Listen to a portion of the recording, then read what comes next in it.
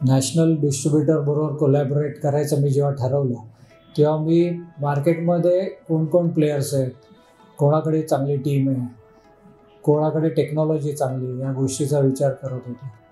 तर असंच बघताना मला हॅपीनेस फॅक्टरीचं नाव कळलं आणि त्यांच्या बूट कॅम्पचं इन्व्हिटेशन मिळालं.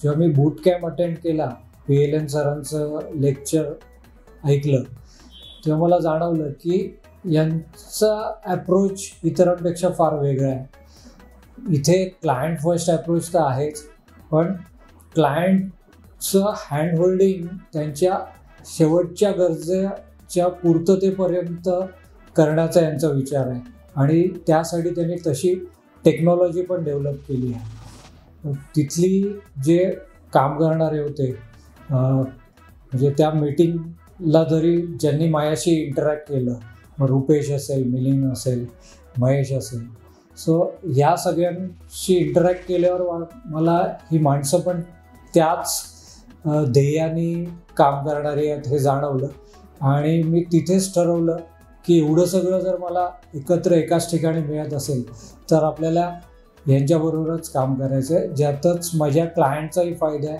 आणि माझाही बिझनेस वाढू शकेल.